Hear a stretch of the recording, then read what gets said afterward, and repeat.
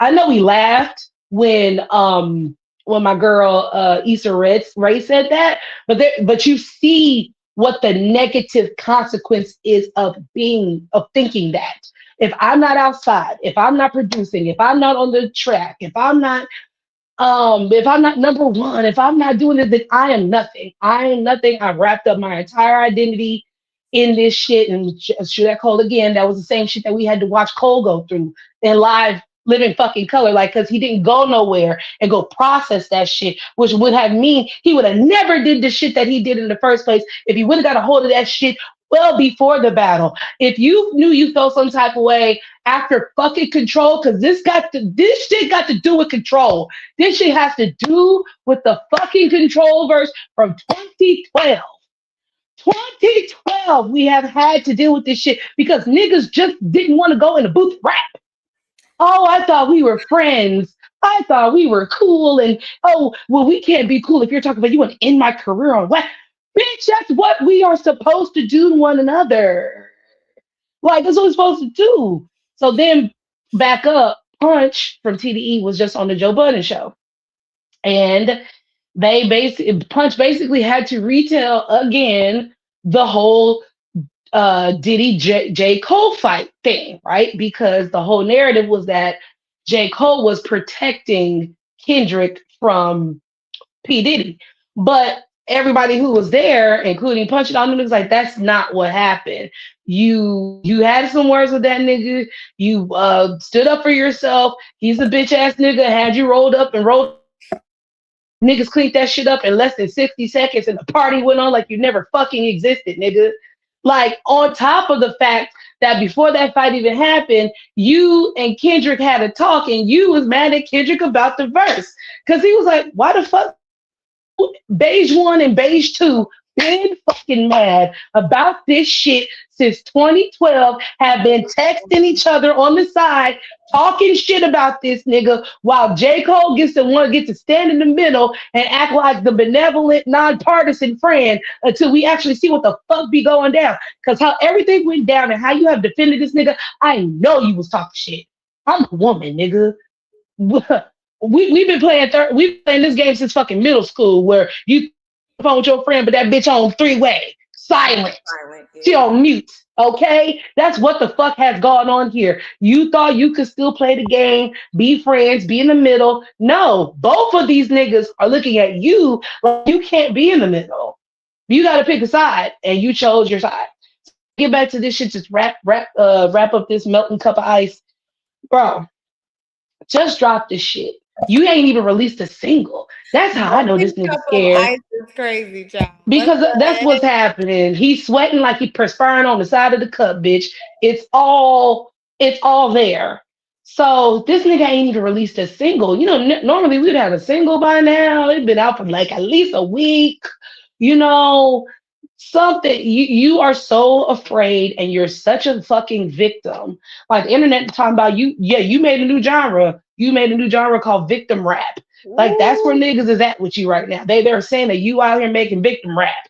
Basically. You said, and like, but I can't even remember none of the lines. Like you know the meme of the old white guy taking his headphones off, like like that's collectively the internet said that at the same time. We was all like, please, hey, yo, if you're gonna complain, make it snappy, nappy. If you're gonna complain, can I tap my toe? Can I snap my finger? Square's drawing a line. We got to the root. I fucking bitch. That's what I said. What? And it's over 5 minutes. Man, take a page from the youngins and cut that shit down to 2.5 minutes. Good. Like, girl, once I saw it was like over 3 minutes and I still had 2 more minutes, I said, cut this shit off. I said, it's like, it just, you sound bored. It's so lackluster. It's very, very reminiscent of 7 Minute Drill, very reminiscent of Heart Part 7, Part 6, excuse me, very reminiscent of the Fighting Irish when you was still crying over LeBron and that motherfucker too. Like you can't This nigga Marvin's room your way out of this shit, nigga. heartbroken, bro. Like his heart is literally broken. Like he really thought these people were his friends. And honestly, it's like maybe they were, but you took shit so fucking personal after you tried to make shit extra personal. And now you're just shocked. You continue to make this shit personal. And then to your point, bitch, you got all lied and said, excuse me, got all waxed and said the guy ain't talking about this no more. Here we are 2 years later, still fucking talking about it. Still fucking talking about excuse me. This is how fucking frustrated I am. Shit going down my throat. You still talking about niggas jumping on the stage? You still talking about that? Nigga. Like, we will never be able to forget it now because you will not stop. Like, you won't stop. It's like, bro, you said you weren't talking about it anymore. Why are we still talking about it? Why? Just so disillusioned. God. We are literally just watching a shell of a man, just a ghost of Christmas past, just walking around. It's just a nigga that wants it to be 2016 again so bad. Like this is what happens when you're the old bitch at the club, when you don't know when to leave, when you don't know when to let the youth them take over. Like it's very much like when you graduate high school and you don't know that you can't just keep coming back up here. Like you graduated already, sir. Please. Now I'm gonna call the police. Now you're fucking 45 and you're like, back in my day when I was the top quarterback, it's like, bitch, that was fucking 50 years ago. Like, we are done. We are done. What is next? What is your next thing? Because at this point, maybe you need to go back to movies or something. You know what I'm saying? And like, you know what? Perfect. If he would have just did a couple shows or like did a movie in between this time and then came out with this, it would have been great because you still get to be creative, you still making money, you still in the zeitgeist, you know what I'm saying? You're still getting publicity because they be down there watching you film this movie or whatever the fuck it is. Like, but he's so self-centered, like the self-centeredness is leading to self-sabotage. And it's just, but yeah, like my whole thing is like, nigga, you couldn't even be bothered to put this shit behind no beat. Like, you could have just, if you're gonna talk about a nigga at this stage, if you're gonna have these type of grievances, I'm gonna need you to make me tap my toe. And then like you said, you're still mad about these niggas. Like, you're still mad at basketball players. Like, what are we really talking about? So, speaking of not knowing when to leave the club and not recognizing when your time is up, Young Money representative is yet going outside. Nicki Minaj is blocking her fans who are bringing up a new up and coming young lady by the name of Trim. All of us who have been outside for the past few weeks to a month, you've heard of this young little girl called Trim, who sounds exactly like Beam Me Up Scotty era Nicki Minaj. Mannerism. All of it, even doing the pink wigs and all this, that, and the other, right? And this has caused some division because even though she is a red hat wearing MAGA machine, she still has fans who respect the Queen's legacy and rigmarole, right? So, yeah. Thank you, because we're literally gonna get there. So, this is a person, like you mentioned, that got on by imitating somebody else. Even though she was fresh and witty and irreverent and all that stuff, she had her own style. The base, the structure, the trajectory, all of that stuff, the styling, all of that shit is openly Little Kim. Listen, you could go on any part of the internet and see a lovely collage of all the times this lady has imitated this lady throughout her entire career. Yeah. And being that Nicki Minaj is such a fucking egomaniac, she can't take her flowers. She has to rule. So y'all so happy with Ice Spice. Enough said, right? she had, and with Lotto and all the girls first, foremost, love Nicki, want to work with Nicki. I think Doja Cat is the only girl that's ever really came out unscathed because she's Doja Cat and ain't no dragging that. I didn't Yeah. even mean to rhyme, but you know what I'm saying? Bitch, what you don't die on that hill, sister. I feel that Meg is equally hated, so you was able to get away with the shit you did to Meg. But if you thought you was gonna try to do that shit to Doja Cat, bitch, you would have got a true rude awakening. The rudest. Okay. So anyway, all that to say, so now Nicki Minaj is Doja just spank her ass. I genuinely feel Doja would spank that ass. because Doja don't give a fuck. Yeah. Okay? She was in chat room showing feet. That bitch don't give a fuck. She goes off of her own fans. What do girl, please. Right. This is Now, the type of crazy child. This right, is because this is a bitch that would literally don your whole style, make a video, and make a mockery out of you. And she can do it well. Okay? That not bitch would be able to do it. Okay. Wrap you up, sister. Um, Anywho, so yeah, so she's going around and blocking and unfollowing her own fans who are talking about Trim. She don't even want nobody even bringing that girl up, no other girls up, nothing, child. She don't want like patience. she's mentally unwell. I thought we We determined this. She's understand that. mentally unwell. Okay. Yeah. So yeah, so this bitch is go to like these people for them to have been so big, and even I'm say Drake because he eclipsed Nicki.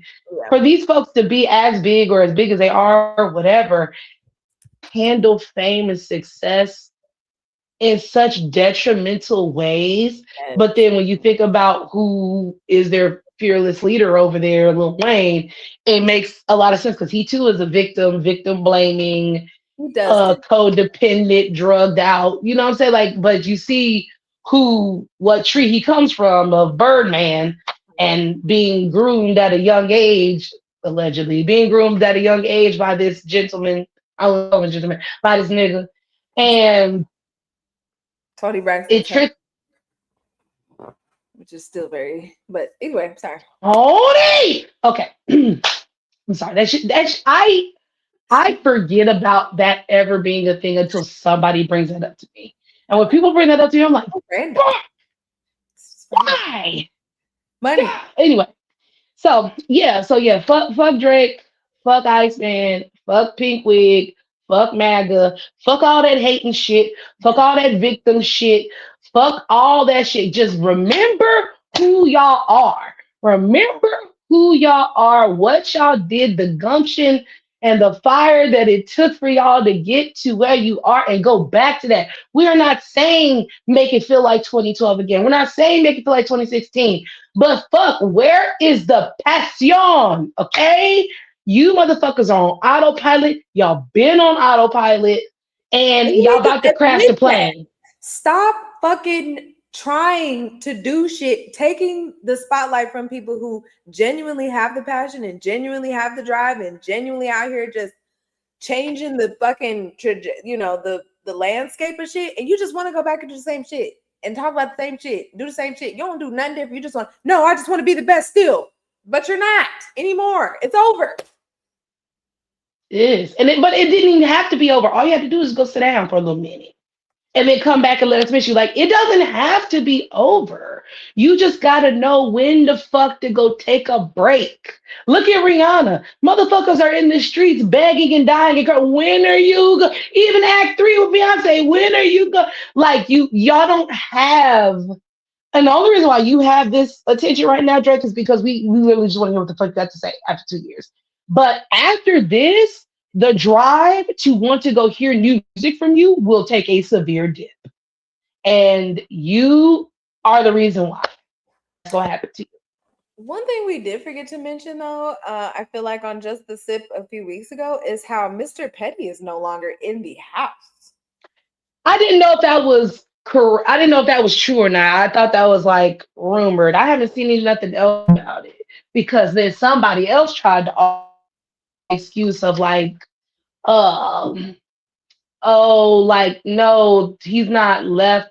not left the house or some shit like for either for tax reasons or for money reasons. Somebody else brought up why, like that is why, but I haven't seen anything Okay. more on it, so that's why I didn't give a shit about it. And if so, good riddance. But bitch, it's a little I was late. just not that I'm preying on their downfall. It's just that you hear the rumors, and being an old Nicki Minaj fan, you want to just blame the man that this is why you have gone to the shit. Like this is why I somehow when like when your friend get a man and then she just change.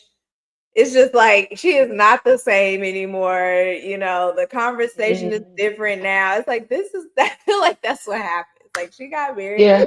she just lost her shit. Anyway, But she's always been that self-centered, egotistical. male-centric. Yeah. Yeah, she's always been a pick me. She's a high level pick me. And I think we all need to just put it to bed. I got one other little tidbit. It's unrelated to these folks, but I just thought about it because I feel like we should talk about it. Yes. So the Met Gala, which we Oh, did not get to talk you did about. not, because I wasn't Um, impressed. wasn't none to talk about. Wasn't none to talk about. No, it wasn't. Except, y'all speaking of 2016, y'all making niggas have to dust off shit they ain't touched in a while. Y'all had to make Rihanna kind of dust off bad girl Riri from her Twitter days because she wants y'all to stop playing with her name. Yeah. Okay? Stop playing with her legacy. Stop trying to triangulate bitches Yes. around her Yes. that could never. In life. Okay? Yeah. Okay? And unfortunately we gotta talk about Tyler because so uh apparently this has kind of been brewing behind the scenes since Tyler has been a thing, but now especially now Rihanna is a mother and she's married and she's more visible and things like that. And like I said, people have been begging for music for the past several years from her. Yeah. You Yeah. know, um, I guess people think when you're not active, you're not busy. You see what I'm Mhm. saying? Mhm. People think because you're not out here making no music, you're not out here shaking it on stage, you're not out here promoting nothing. Hell, you're not even doing no movie, no nothing. You're just out here being famous and fabulous and familyed up. You know Yeah. what I'm saying? And people like, oh, well, she must not want her spot anymore. And I really feel like Tyler's team, I'm not gonna blame Tyler, this is important because I've had my criticisms of Tyler, and I will get to my criticism of her in a second. But for this is Tyler's team. And honestly, it's always been Tyler's team for me, but she does not help it because she lacks self-awareness and she's young and she's trying to do what she feels is best for her career to get on. But I think she's now, especially with this whole little incident, baby girl, that ain't how this work. Okay. So if you want to get next to the people, you gotta be forthcoming to the people. You can't dance around shit. You can't, because let's be for real, ever since she hit the scene, whether it was the colored conversation or whether it was her, possibly being shady in tweets to other artists, or even as down to that hold my award shit. Like, girl, I don't that didn't how this go down here. So right, to get to the point, Met Gala happened. Apparently there was a situation where Tyler was around Rihanna, but Rihanna and Rocky, they were like doing their thing, like having interviews. And it was very much like even her face was like, yeah, like it was some awkward ass shit. And then Tyler, she over there like, when the nigga got their hands crossed in the middle, it was just kind of like, Rihanna looked very much like, bitch, don't even come over here. don't even come up. Don't even do it because I will walk the fuck away. Her energy, and what's so crazy is like earlier when she was Rihanna was talking to a reporter, she was like, "You're beautiful, you're black, you're doing amazing." Dude. Like she was, so we know The she energy was freely like, said yeah. she was fine. She was. let's get into this collage because there. So after the whole, Tyler, Rihanna not talking to Tyler thing. So back up a little bit. In the Afro Beats world, there's Tyler and there's another girl called Ira Star. And Ira Star, I hate to break it down, I hate to put this is it's a colorism thing. Chocolate. It just really it is what it is. So Ira Star is the because they're both beautiful, but Ira Star is the beautiful dark skinned woman and Tyler's a beautiful light skinned woman. But we see how the trajectory of people's careers going, even though Ira Star was out before Tyler. And somehow Tyler still superseded her, and Tyler brought Ira Star on some Drake shit. Tyler brought Ira Star out on the stage, and whatever, whatever. But word around the campfire is that that Rihanna doesn't fuck with Tyler because she peeped a while ago that her team is basically trying to 2.0 this girl like Nicki to Lil Kim. And she's like, oh, bitch, no, y'all ain't gonna do that to me. Nah, we ain't gonna do that. So then, like I said, we went back and dusted off old 2016 Rihanna. She went to her Instagram, her TikTok, or whatever, and she made a cool little collage. Fabulous motherfucking collage, photo collage. Face! I tell y'all this all the time. I might not can stand that girl singing, okay? But that face, okay? That face and that attitude. I would say if Rihanna was an influencer or she was like a model or some shit, I would eat her up. But it's that singing I can't get with. Other than that, because there was a shot where she had that blunt, and the bitch was like, I was like, little bitch could never. So anyway, but while that collage is going, she's playing Ira Star, I'm That Girl. And the internet was like, okay, because she has come out more than once and supported Ira Star and never supported Tyler. The excitement that she has when she sees Ira compared to this Icy. It is right. Ooh. You can, that's why I'm sorry, I didn't mean to interrupt you. But no, go. That's why for me, I hate it for Tyler only for the simple fact that I know, like you said, she's just young and she's just trying to do what she thinks is best, like have this whole diva, high self-esteem. Can't nobody tell you nothing. They need to be, you need to know that you are that girl and you got the trophies or whatever the case may be. Because people, they try to say things about Beyonce. Not that this is the same thing. It's just ultimately trying to help them with this humble shit. People don't want you to be humble. They want you to be kind of, like you the shit type of thing. And I think the real issue, like you said, is that she just did too much with I want to be like Rihanna. I want to be like Rihanna. I want to be like Rihanna. It's like, you can't do that. You have to want to be who you are. Even with Ariana Grande and them comparing her to Mariah Carey. And I mean, that bitch can hit that note just like that lady. But she's like, no, I want to be me. And I know that Tyler wasn't like, I want to be Rihanna, but it was just so much in the beginning that I think Rihanna it's off-putting. Yeah, it just was kind of like, first of all, you can't be me though. So it's just like, just be yourself. And you're doing too much now. And so, like you said, it's just off-putting and I can't even not see it now. Like, I just can't not see it. And now it's just, but anyway, the energy is very, very different when she's seeing Ira, like these other girls. Because I don't know. I just, like I said, I don't think Rihanna has the issue passing the torch. I think it's just how people are doing it. You ain't the one I'm finna pass it to. And y'all gonna have to be bad.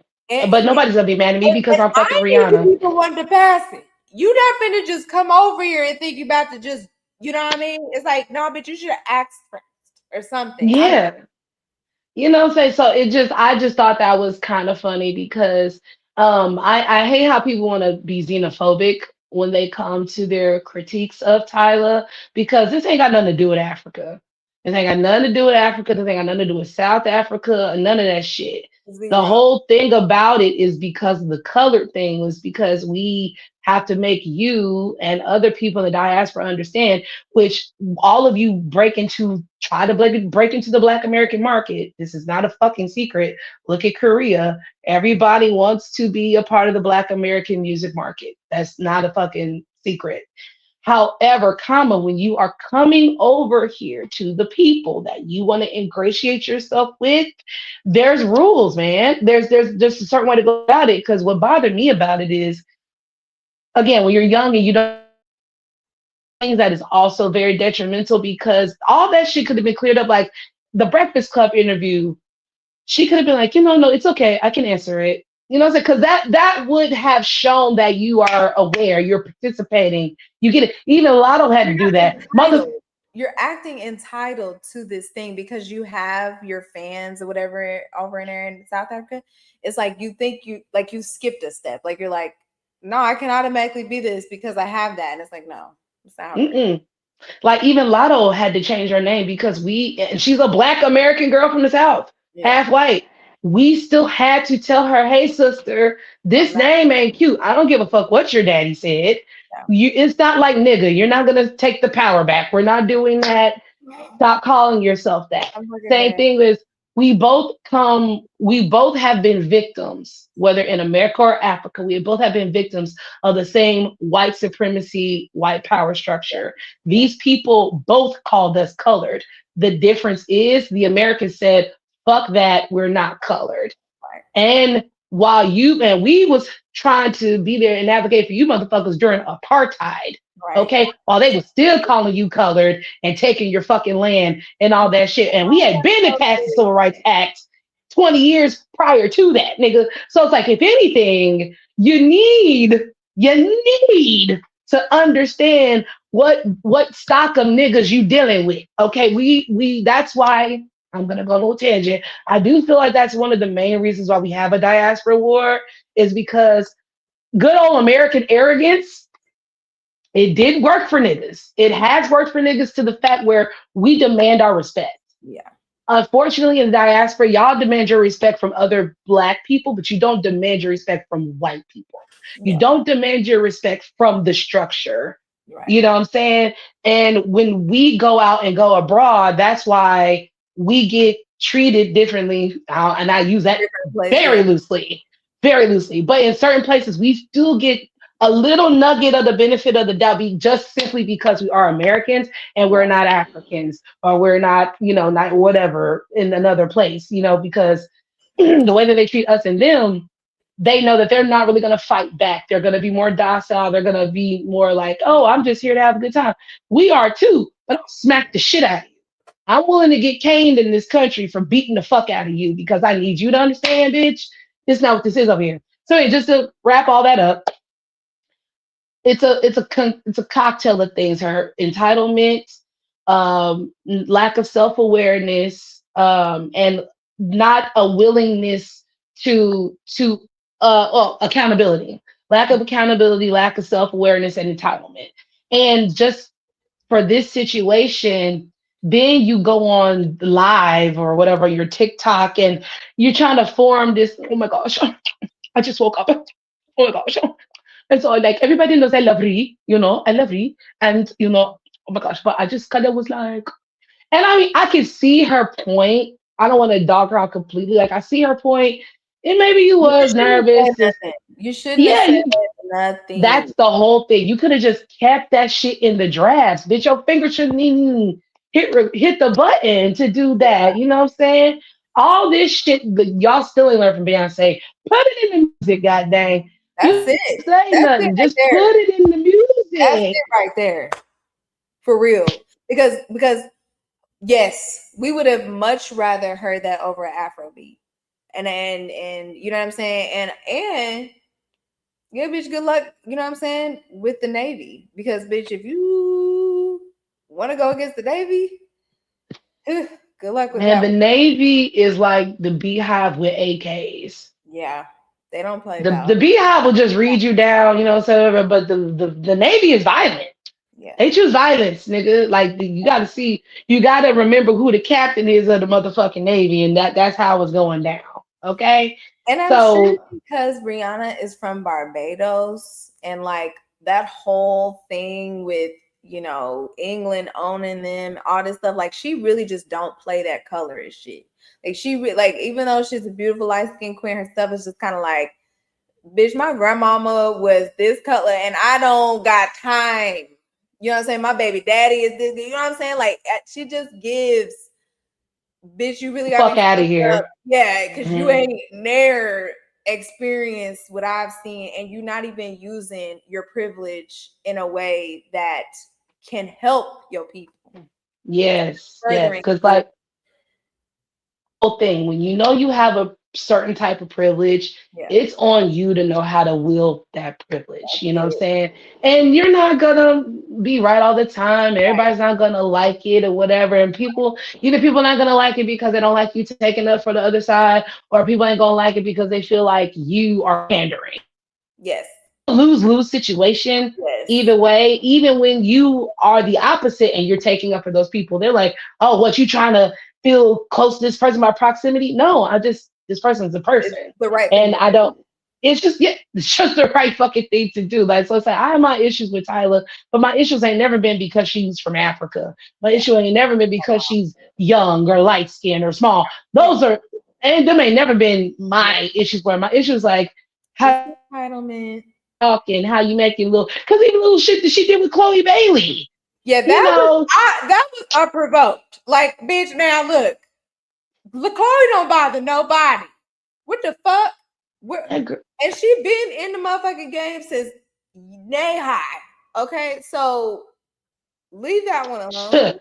she actually is beloved by her mentor. Okay, bitch, you can't even get a high from your motherfucking mentor, bitch. I think you need to chillax, ho. You ain't even did shit. Talk about, oh, this is so A-pop coded.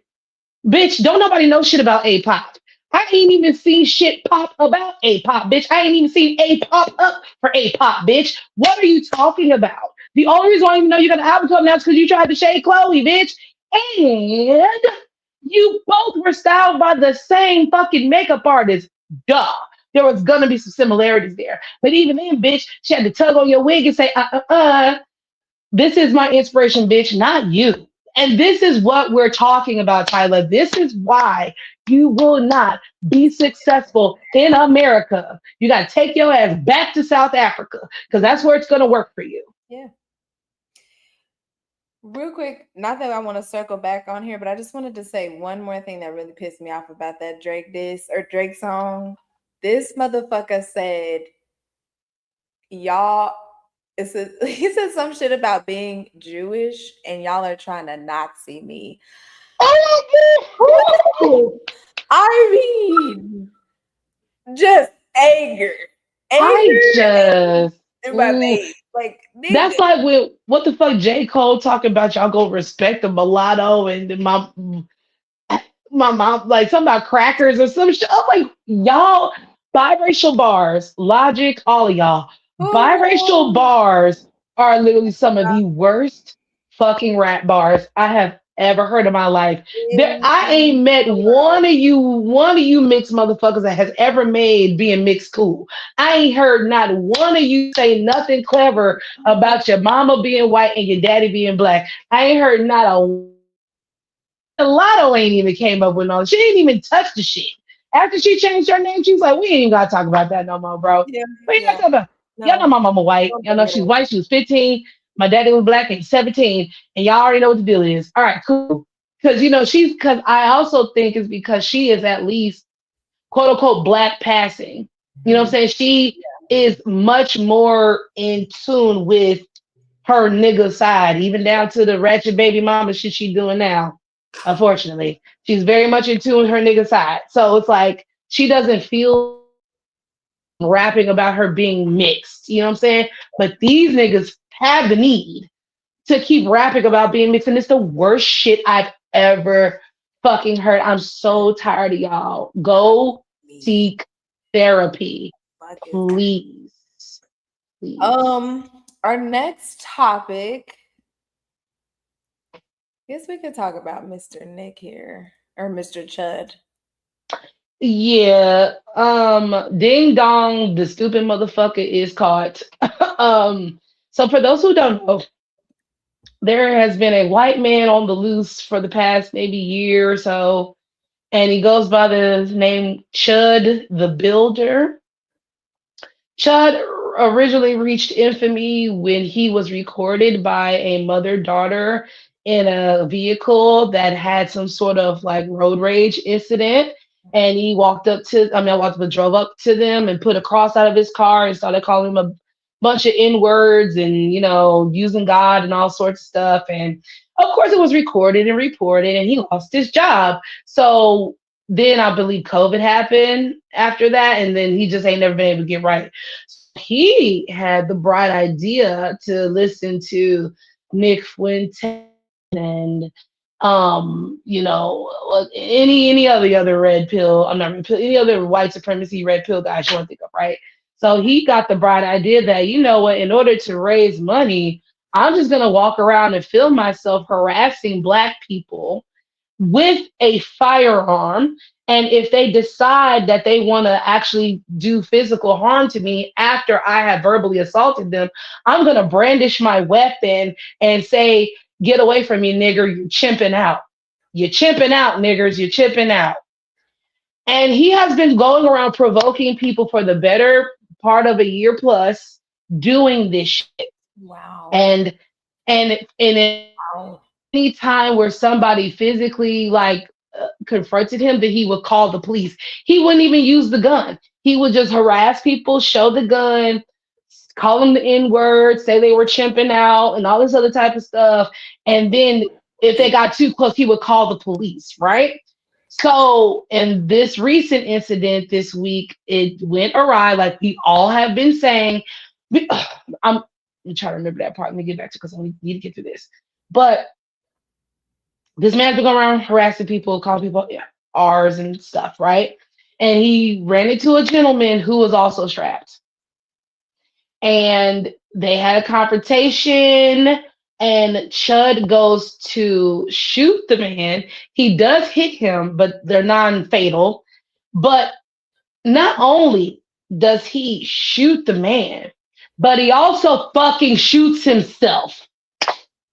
Well, he shot himself in the fucking arm while trying to shoot somebody else, while harassing somebody.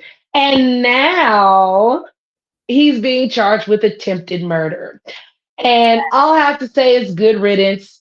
But my main fucking problem, this motherfucker had been stalking people with a weapon, right, in broad daylight, and record it.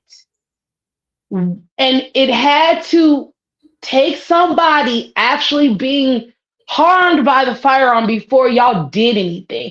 And I know we're in America, and I know the world is anti-black, and I know the world is racist. I know all that shit. In that house over nothing because the nigga exactly. And it's a whole team that come in. No gun anywhere, no drugs anywhere, no nothing. Once he had been shown because even Twitch, as shitty of a place as that is, Twitch or kicked him off the platform for this shit. But why was there not a police investigation done after that? Because if you are violating, technically they could sue you for that because you signed a contract.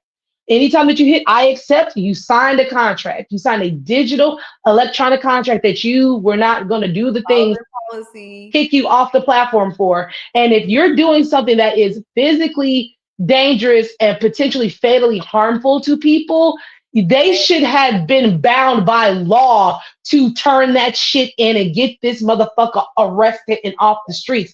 Because you're the platform and you're only absolving yourself from responsibility just by kicking off the platform, but you allowed it to go on until you felt that it violated the guidelines, even though he had already violated the guidelines the day he brandished the fucking weapon on Twitch. That was the day to wrap this shit up. This shit could have been wrapped up months ago. You know what I'm saying? Even so, with all that being said, for those people that were going out making police reports and stuff, y'all still didn't go arrest this man. And you see that this is a pattern. This was not an isolated incident. He goes out of his way to go outside to go do this, all because he's a fucking failure and a closet case too, apparently, because guess what? This motherfucker was getting pegged by a black trans lady. Of course. Yup. Uh-huh. They already found his old pictures of him dressed up like a fairy. Yeah, girl. He was out here with the kids. He was out, he just, Did he come and then, naked? no, this shit has been proven because before he shot this man, a few days before that, it was already aired out because the trans woman seen him on the street.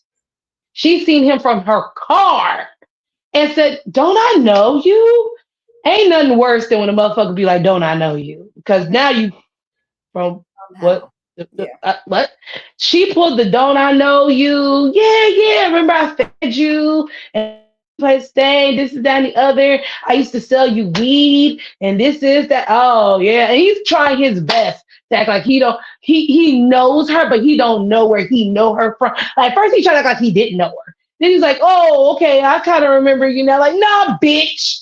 You know I had you grabbing them ankles. You can't forget no shit like that. You know who the fuck I am. And then the lady had to come out and make a video talk about, yes, I know Chad the Builder, and his name is actually this is that and the other. And we used to do cuckolds and this is that and the other. Like just laying it out. You know what I'm saying? So on top of the fact that before then the fairy pictures had already been found, him, being sex positive on the spectrum had already been found out. On top of the fact that he used to, like, I don't want to say advocate, but he used to be nigga friendly. Okay. There was some rapper, I don't know who he was, but some rapper that he used to follow, and he was like a big fan of this guy. He also was leaving messages and, oh, you gonna make some new stuff for the Dope Boys. And he just is like we were saying about Drake, who does not know themselves. He has zero identity. Wow. He has went from one extreme to the next extreme. He just wants to belong. Yeah. He just wants to be accepted. And he thought that if I join these very hateful white people and play their reindeer games with them, then I'll finally be accepted and I'll get some GoFundMe money and it'll pay to be a white supremacist. You feel what I'm saying?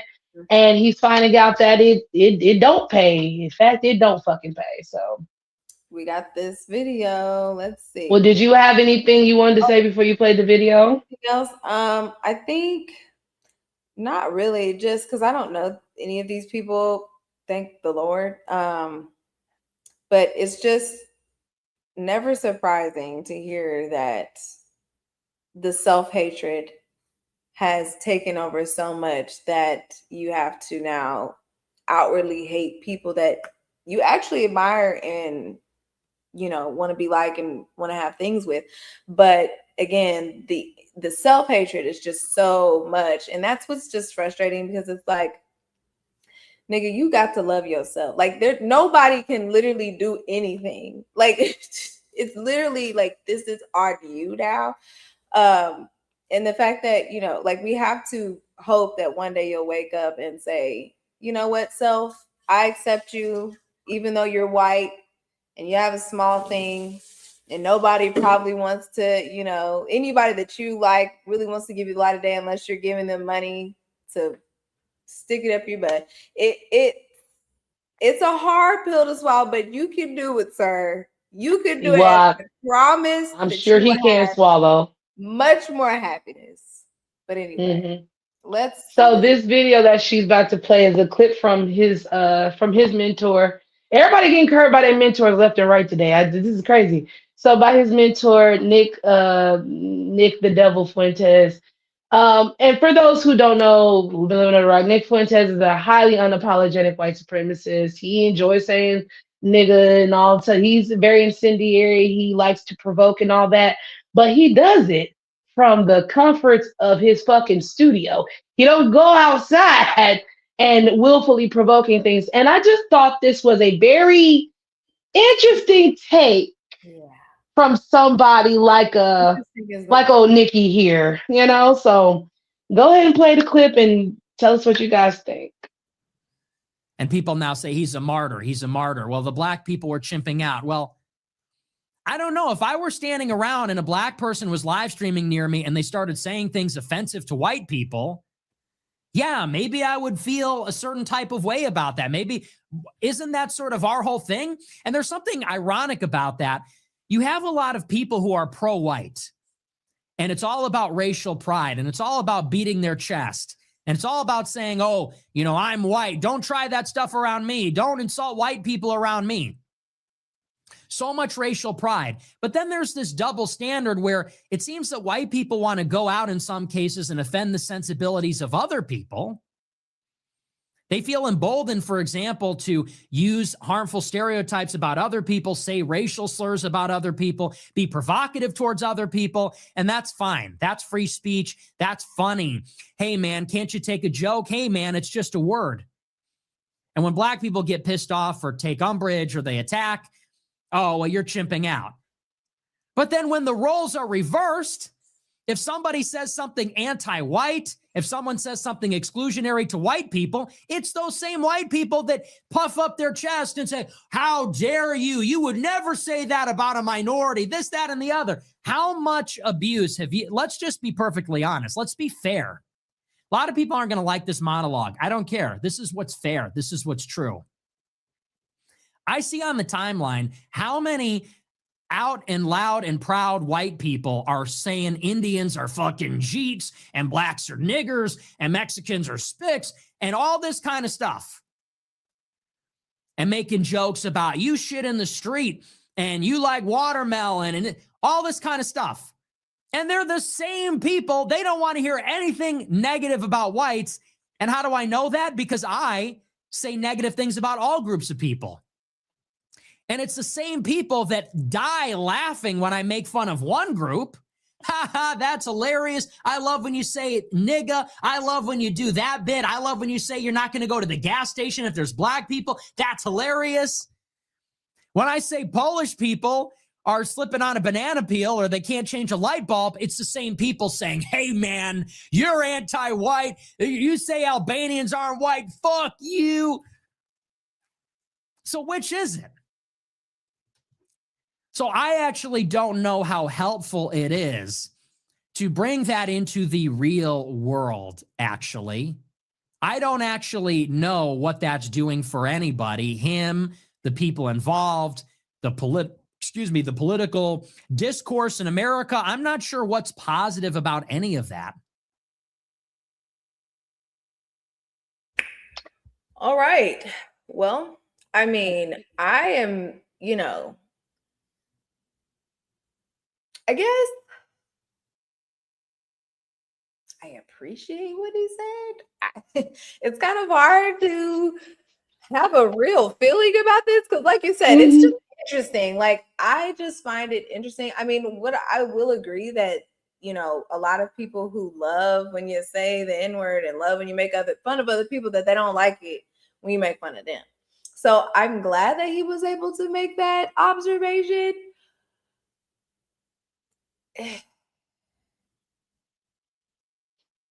I guess it's much like the roast, right? Which I know we'll get to. Yeah. I recognize that, jokes, everybody should be able to get joked on. Like, I recognize that, there are some things that we should just be able to play about or whatever. But the harm that a lot of these jokes can do, the repercussions, and again, because you have these people who just, number one, take shit too fucking far, and number two, again, don't know how to take the fucking heat, because you can give the heat all day, you can say all this fucking shit, monkeys and all this other shit, and then somebody bring up your grandma, from fucking Poland or some shit, like, then, all fucking hell breaks loose and you just can't believe how dare y'all and death to niggas. Like, it's unfortunate because, yeah, wouldn't it be great if we could all just make fun of each other and nothing happened? That would be the utopia. That would be the ideal, right? But it doesn't happen. It does not fucking happen. And now you, sir, have to take accountability for this shit because you're part of it. You're part of the fucking problem. You're not understanding that not everybody can take a joke. Would it be great Yes. I would love nothing more for honestly the N-word not to mean anything. And we can all call each other the S and the F's and the Q's and the Z's. Like, I would like that, but it's not fucking realistic. And so again, now you have to come out here and you have to try to make motherfuckers understand who aren't. So I just, again, interesting take. I guess I appreciate it. I'm also just kind of like, sir. Right message, wrong messenger. Yeah, pretty much. Like, so when I seen that, all I could do was cackle because it's like what the discourse that I'm seeing is very interesting because there's white supremacy adjacent people or just outright white supremacists that are saying the same thing. It's like it's quite one thing to want to not want to intermarry or segregate the schools and all like what I feel that poor white people still have not fully grasped about racism is that it is baked into classism. And how can I put this? It's baked into classism in a way where even white people, not even that, but even white people have their own hierarchy about who they feel can go around and represent them and their racism. Like this does not align with their values of what type of racist they are. This is a wild conversation. This is a wild lane, but you don't even racist right for these people. They like to be Karens. They thrive on their racism where they center themselves as the victim. Yes. There's very little to no proof. Like, questioning things is one thing. Like the Karens, what are you doing over here? Can I see your ID? Or, or a black man who is repairing somebody's car in their yard is trying to steal it. Like, you know what I'm saying? Like, they get that, but it's secretly. Yeah, right. It should always be under the guise of good Samaritan white Christian help, and you misunderstood my intention, and now my life is in danger. Like that type of shit they can get behind. Or like even the white woman that called that little boy the N-word. Well, he was stealing from her. Like there has to be something at fault for these white people to condone the type of racism that a man has, right? There's no difference in the racism. It's how it's carried out and who gets to wield racism even in white spaces and how they do it. This is so interesting, God. So anyway, a lot of the white supremacists like, well, good on you. Good. Get this piece of shit off the streets so we can go back to putting on our cop uniform and doing it the right way like we're supposed to. You're not supposed to just be out here vigilante style. Shit, we gave that up back in the 60s. We're done with the vigilante shit. They have to be out open, acting like a coon, acting like a monkey, and you have to be the white person to set this shit straight. It does not work if you go to black people and you aggravate them.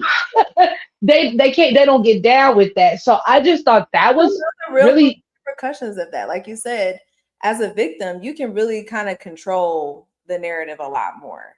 If you just out here being a Klansman, we can't do that, bitch. They got the hoods on for a reason. I was just about to say they had the decency to wear a hood. God. They're not just out here just, putting crosses in the damn front yard, just bare face.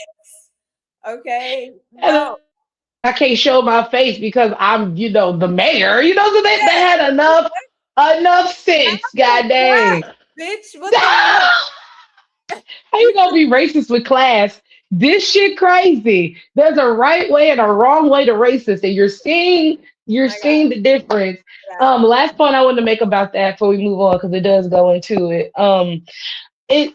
I also find it I also this response he has, because literally to be racist is to be ignorant. Like even within that conversation, it still is crazy to me that white people don't understand that you all have the same line of thinking, which is rooted in ignorance and stupidity. And so you trying to white people, even in the face of racism, still want to be clean as possible. Like, no, we don't condone that. No, I don't want my child to play with black children, but that's besides the point. I don't make it my business to go out here and talk to their mother and to call their mother a monkey. Like, I don't make, like, it's just, even in this, they're still trying to hold some sort of position of like, oh no, not me. I would never. I would just put arsenic in a pie and give it to them, just like anybody. But I would never just go to their house and have her open the door and slap her in the face. And no, I would never. There's levels to this. Like, that's what's really blowing me about this whole motherfucking situation. I felt like there was something else I wanted to say about it, but it's not coming to me right now. But yeah, just good riddance, Chud the Builder. Get this motherfucker out of here. Let this be a lesson to all of you white adjacents, because it ain't just them, that you can't just be walking up on black people and thinking nothing's gonna happen to you, especially when you a bitch that can't fight. You just walking around with a gun, provoking people, wishing it for the day you get to use it. Like, yeah, girl, sure, Jan. Clip that. Oh, Clip that. 'Cause well, that's a good one. No, I love that you said, because it's so true. You have to have some sort of couth with your racism. You can't just be barbaric with it. You know, you got to have a little strategic mindset with it, right? So speaking of racist, you know, yeah. Speaking of racist folk just going out here and just being loud. Wait. That's what I forgot. What? Damn it. I didn't send it to you. So when y'all see us on the rewatch, I'll put it on here. Yeah. Speaking of racism, girl, one of the rarest moments in Twitter history, somebody finally got it, right? Mm-hmm. So there was this older, I'm going to presume, Puerto Rican Latino man, who said something about niggas, something. I forgot what the tweet was about. And so a black woman retweeted it and said, "Are you black?" Or like, "Are you black?" or something like that. He's like, "No." What he said, this nigga said, I'm a terror squad Puerto Rican."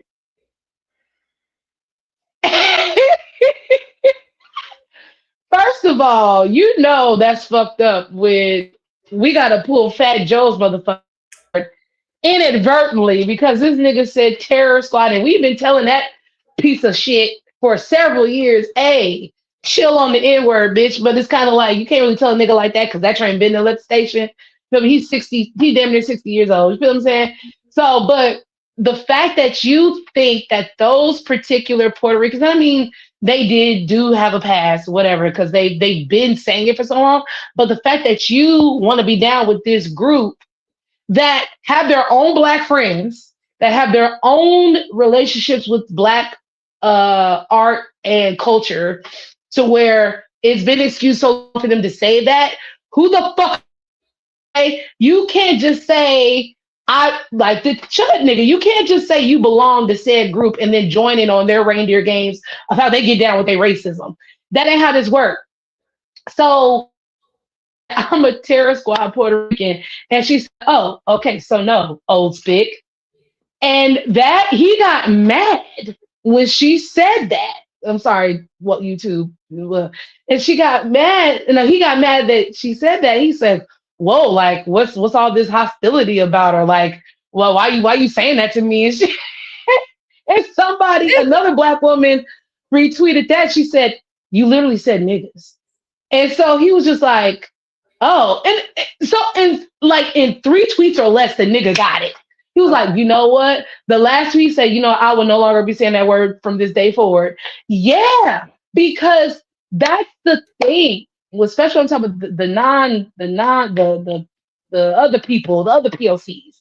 this is what we try to get through to y'all. While we are the number one target for Chud the Builders and all this other type of shit, you also are targets as well too.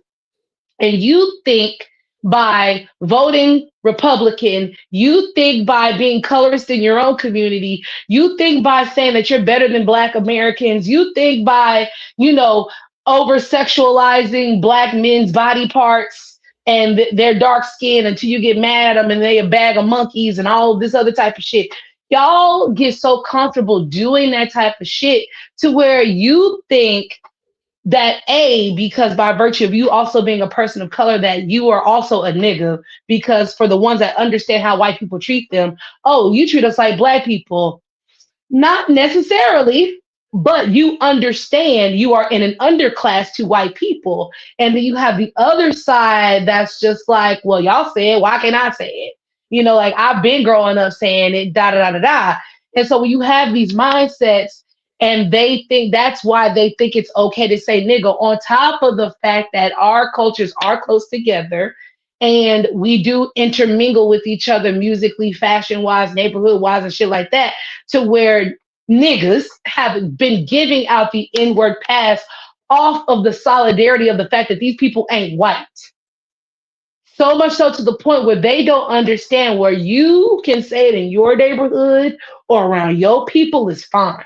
But you cannot come out on the internet. You cannot go to Charleston, South Carolina. You can't go to LA. You can't go to Houston. You can't go to these other places where you're not from and just be like, nigga, nigga, nigga, nigga, nigga, nigga, nigga, nigga, nigga. And while you got your own slurs, you want to clutch your pearls when somebody redirects a slur back to you because you don't think nigga's a slur, because we use it so much just as an interjection. Just as, it's like and it that but hey girl, it's just another word, and then we put it all in the music, and then we put it in the memes, and you know you can't even.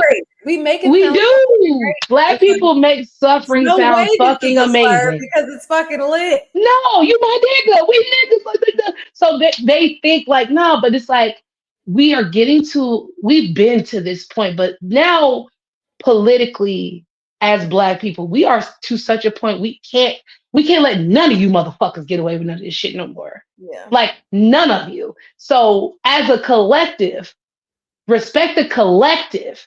You say what you want to the individual. You have to respect the collective. Same shit we talk about with Tyler. You got to respect the collective. Yeah. If the collective don't fuck with that, then don't. That's why Mexican OT ain't got no motherfucking career. I actually liked him until I found out that he just says nigga willy-nilly. He's a racist Mexican and he was a Trump supporter. It's like, once we find out these things about you, you gotta get the fuck on. You ain't get no honorary nigga passes around here. Like, get out of here. You still think you can indulge in anti-Blackness and say nigga? It don't work like that. Even Black people amongst ourselves have not agreed. I know Black people that don't like being called nigga. I know Black people that don't like saying nigga. Say it, yeah. I honestly don't like saying it. It slips out every now and then, but like you said, I'm not about to just go outside and be like, what? Like, it's usually, I know the Black people, I know that I'm in a comfortable space. I'm not just outside in the public saying that word because it's not a good word at all. And so this is the slur back to you. Now you want to be offended, but it finally registers to you that, oh, you know what, you're right. You know, you got a point. Yeah. But y'all want to hold on to the fact that Black people are addicted to being victims and addicted to being oppressed. And we always got to make this whole country literally was built off of slaves. How is everything not about racism? And again, and it's like, okay, I can see if Black people was just going around saying the F word all the time, or saying the S word all the time, or saying just all type of just, again, slurs and derogatory things, but we don't. We literally don't. We say our word and we go on about our business. Why don't y'all say y'all word and go about y'all business? It's not cool. All you have to do. It's not cool. You do literally that's the whole thing. We everything cool. Just keep in mind that if we went around, if niggas went around and Okay. started calling everybody their slurs, we Yes. would make their slur cool. That's how backwards that shit is. Now niggas, these motherfuckers be like, I ain't no nigga, I'm a thick, I'm a this and I'm a that. Like they'll be hyping up their own shit because we made that shit cool. Like it's so backwards. But the S word they ain't got no ring on it. The F word do got a ring on it, but it only got a ring on it when it comes from that community. I love when they say the F word. I feel like that's how white people should feel when we say the N word. It's like Yes. I'm gonna let y'all have it, They but you said it. They said get it. them. Yes, yes, yes, yes. Like I'm be right behind you, right behind you. But I'm not finna Like be I like, said. hell yeah, F and this and that. Oh, whoa, wait a. Especially when you think about intersectionality, there are black Fs. So I can't just be like that. But also, as a respect thing, there's nothing in me that wants to say that to you. That's it. That's it right there. It's a respect thing because nobody trying to do that. I can say that about my people because I'm that. I am my people. I get the respect off top because this is my bloodline. Y'all got y'all own shit. Put some respect on your own shit. Why y'all Oh, here? speaking of, let me K-pop. I hate K-pop.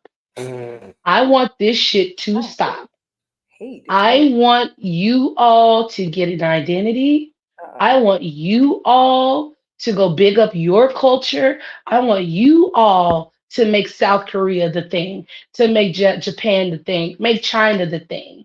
You got so much culture. You got so much art. You got so much history. You got your own Bruh, style of music and all these things. bruh. But here We you have to get motherfuckers bombarded with are. cornrows and raps and fucking disco. The fake flat ass twerking and the, girl, what has really broke the straw on the camel's back for me is I don't even know these folks. Okay, there's a group called Boy Next Door, K-pop boy group, Oh, the boy group. Yes, I've heard of them. and they recently they're coming out with a new album and they trying to do their BTS thing. They trying to cross over into America. NSYNC because NSYNC was really right. Oh baby, no, they not even fucking with the white version of the black shit. They're just coming straight to niggas. Okay, so they got some song called Knock Knock Knock. Bitch, when I tell you it is a direct Kendrick Lamar fucking ripoff, down to the video, the way that the video is edited, the fucking choreography and shit, and not, I'm about to go, not, I'm about to go. That's how they're rapping. We They're rapping,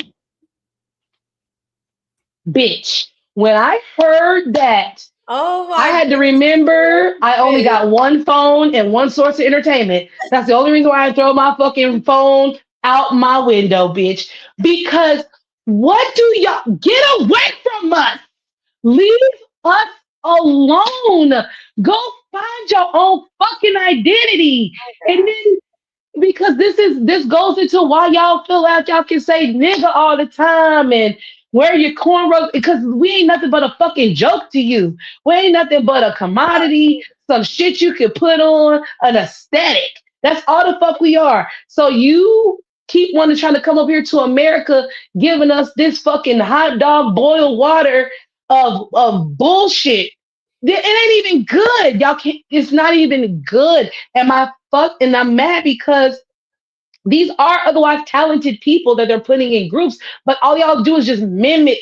That's it. There's nothing original about you. And then when Cat's Eye was trying to be the multicultural K-pop group, you kicked the black girl out. You know, it's just y'all. I fucking hate K-pop. I'm sick of you motherfuckers. I hope none of you ever make a fucking penny in this bitch. Go back to your own countries. Go back to the drawing board. Go figure it the fuck out. Leave us alone. Stop braiding your hair. Stop kinking up your hair. Stop fucking trying to lock your hair. Stop speaking with an AAVE accent with a fucking Korean. You sound a fucking mess. You look stupid. You getting on my fucking nerves. You pissing me off. And y'all should be fortunate that I don't have enough musical talent.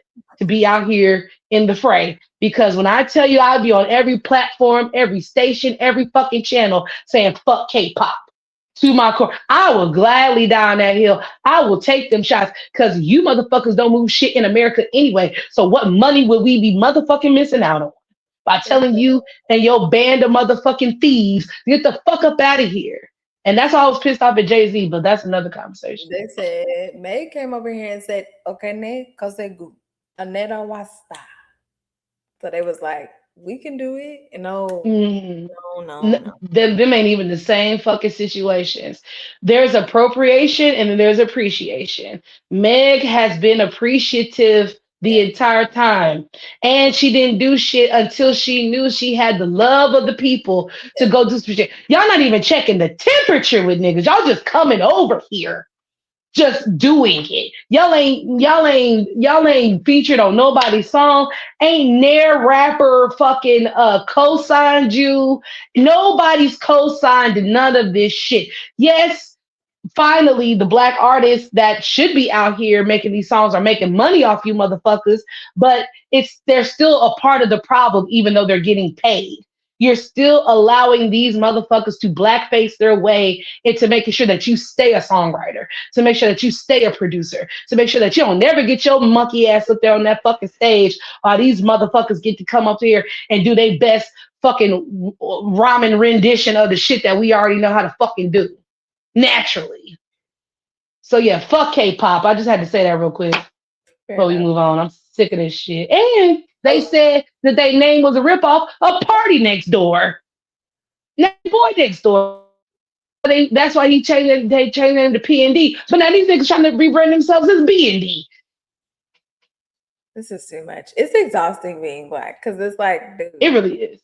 like you already have to deal with everybody trying to dish you or whatever the fuck, but then they want to low key take your shit, and then they don't want to give you no credit, and then it's just exhausting. Another thing that's super exhausting is this roast. I don't know what is the point of this shit? I've never understood it, even when they did it with what's his name? What's the damn football player name? Tom Brady. I was like, this is a lot. Like, this is even though I don't even really care for him like that. Like, I'm not just like, oh yeah, I'm just like a super Tom Brady fan. Don't say that about my guy. It's like, I'm not. Like, I genuinely don't care. More than anything, I felt badly for his family because it was like his family was being brought into it. It's just, this shit is so cringy to me.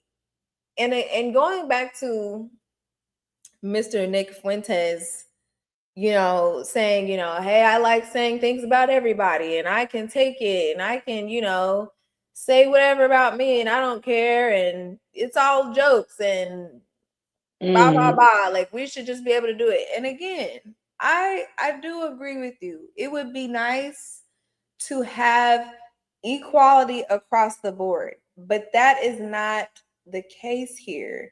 And so to make these sort of jokes, and they weren't even funny. Like, I can halfway respect a joke that's so fucking disrespectful and rude and just unnecessary if it's fucking funny. Like, I gotta laugh. I can be like, okay, but yes. this shit, y'all just get on here and y'all just want to do like Cat Williams said all them years ago, crispity crackety coon, a black crispity coon that cracks and crappity coon. Like, nigga, my God, this shit is not even fucking funny. Not funny at all. And, poor Regina, she's just sitting up there looking like, I'm just here so I don't get fined. Okay?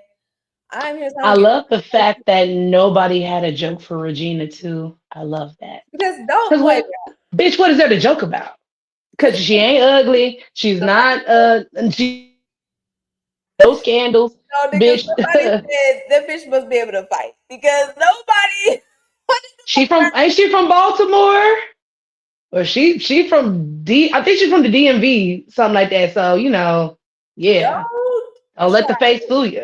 Okay. Like, okay, we'll act real cute on the stage, but behind the curtain, bitch, I will get with your ass. So it was just so fucking cringy, and I don't understand why they have these things. I will say, I'm so glad that Kat was there.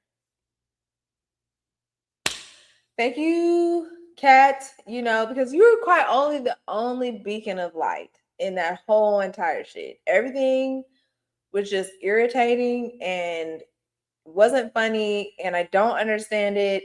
And I really just, I wasn't even going to bring it up because I hate bringing light to situations like this because they don't deserve our fucking attention.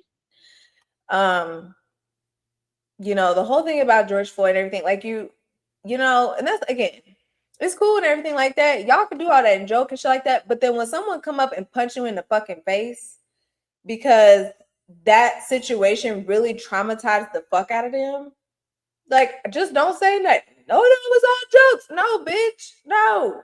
You know just as well as I know. At the end of the day, again, if y'all was in y'all little own comedy bubble and the only motherfuckers that you invited and the only people that saw it were the people that, it's so funny about death and niggas dying, then fine. But you want to get on here and you want to blast that shit to the public, niggas who really like created movements behind some of this shit that y'all talking about. It's just kind of like, okay, girl, if you want to, you know what I'm saying, at your own leisure, your own whatever risk, you at your own risk, go ahead. But I don't think it's a good idea. I just don't think it's a good idea. I don't feel like it was a good look for Kevin Hart. I understand that he wants to be involved in all the things. And it made me think of the wise words of Countess Cabernet, where just like not every opportunity needs to be taken. Some things you should try to protect and try to protect yourself. And again, and I understand, even just from that conversation that we had, that, in those moments, you can try to be the person to steer it in a better direction, or have be the person that's like, well, they're going to do it anyway, so let me try to make the best of this and be a good example. I do get that. But again, it's just so fucking cringy. It's so fucking cringy and like, just ew, honestly. And especially when it's not your job, like I feel like that's just making unnecessary shit your job. Like you don't have to be in a situation if you just never went to it. You know what I'm saying? Like you can see the forest for the trees, because roasting ain't nothing new shit. We've been doing that since kids, whatever. But there is an art of the roast. Like this is still comedy. You are still a performer. This is still entertainment. Yeah. So, how can I put this? So I did not watch it. I actually didn't even know it was a thing until people started. Yeah. And I was like, I didn't know it was a roast going on. Because the roast, this dates back to like the 50s, 60s, like from vaudeville, like from the Chitlin Circuit, all that type of shit. Like you go back and you can watch the Richard Pryor roast, the Red Fox roast, like, and they got raw, whatever too. But I love how, because I saw Kev on stage and Angel, who are actual comedians, and they said I will say they, but Kev said the real reason why it didn't truly land is because these people don't really know each other like that. Whereas when you go back and you look at the roast, hell, even the roast from like the early 2000s, like these people knew each other. So they were able to get these certain types of jokes off because they knew how to craft these jokes, not only because they're a comedian, but because they actually know this person and they know how to, and they know how much the audience knows, right? So they're not bringing up hurtful personal shit that don't nobody know. Because I didn't know Cheryl Underwood's husband committed suicide. Know how I found out? In a fucking joke on this roast. You know what I'm saying? But you don't fucking know Cheryl Underwood, because speaking like the Crispy Crackly Coon, they really took liberties to talk about Cheryl Underwood like a fucking dog, because she is an older dark skinned black woman. We just gotta be a spade is a spade. Ugh. When you're very dark, those type of jokes, they cannot. Okay, those type of jokes, like they can't wait. Like you said, the shit wasn't even funny because your purpose was to not be funny. Your purpose was to offend. Yeah. And that's not how you do a roast. Like, I'm supposed to be offensively funny, not offensive. Yeah. Then was one comedian up there by the name of Tony Hinchcliffe, who was the white comedian that was under fire at Trump's little thing when he was making jokes about Puerto Rico and shithole countries and all. Like, these white people thrive off of Rage. trying to not only that, but trying to speak truth to power to negative stereotypes. And they have that power to do so simply because they are white, and most time white men doing this shit. So they're already coming from a place of privilege, a place of superiority, a place, even though Kevin on that stage. He richer than any white man that cracked his motherfucking mouth open to make a joke. He richer than all you motherfuckers. Because again, like what you talked about earlier, he's a nigga that can't say no. And this is what not being able to say no gets you as well too when you're a black person. When you're a black person in entertainment and you are only focused on making it, you will accept so much. You will accept so much. You will turn your eye to so much because he's up there laughing like this shit is funny. No, well, in the world, like, like you are up there being the monkey that they calling you. Frankly, up there hemming and hawing and knee slapping and showing all your 32s to this bullshit. I can see all the way down your motherfucking throat. You laughing so fuck, and then you trying to help niggas out and no, they bombing. Let that bitch bomb. That's what they bombing. They bomb. That would have made it funny to me. Yeah. Like if you were just like, bitch, that ain't even funny. Now we have something to laugh at. If you would just allow the audience to boo, that would make it like Apollo. Bring back Showtime at the fucking Apollo. When you was bombing, you got booed, bitch. Go sit down. And go sit down. And then the roast was like over 3 hours. Right. So then some niggas was just up there just lollygagging and shit, just up there just yakety bitch. Tell your joke and go sit down. Like, let's get through this shit. So like, yeah, if you're gonna make offensive jokes, that shit gotta land, bro. But there's certain things, and again, this is that whole hubris of comedians, right? And especially when the Me Too movement and all that shit was going on, and oh, we just can't tell jokes anymore. And, oh, everybody's just so sensitive now, and oh, that back in my day shit, like, oh, we weren't sensitive like that. We knew if I called you a monkey that I didn't really mean it. Like, no, bitch, they made our life back then. It was all right. Okay, nobody was the wiser. I put a Quaalude in her Pepsi and I went to town. Like, it just was a different time back then. Like, oh, they love you for that. It was just a different time. But we are now in different times. That was the whole thing about fucking Dave Chappelle and them trans jokes. It's like, nigga, these aren't funny. They're not witty. They're not irreverent. And you're punching down. That's the thing. You're punching down. If you are a comedian that speaks truth to power and you're going to punch down, there has to be a socio-political element to why you are making this joke. You're only talking shit about George Floyd because you know it'll upset niggas. There's no joke here. No. There's no joke here at all. There's no joke about people's spouses committing suicide. There's no joke here about calling anybody so black I can't see you when you turn the lights off. Like, bitch, that's old. Like, what the fuck? You're like, so old. Literally the 90s, bitch. Like, hi, Morgan. Shit, the 80s. But it's just like that whole shit was just a farce. But if anything, I don't expect nothing different from these white people doing that shit. I don't. I expect from niggas because you're accepting it. And you are allowing these white people to feel like it is okay to make jokes at our expense. This reminds me of when it was Chris Rock, Louis C.K., another white comedian, and and what's his name? Jerry Seinfeld, right? And they were all talking about the N-word and like, using it in comedy and stuff like that.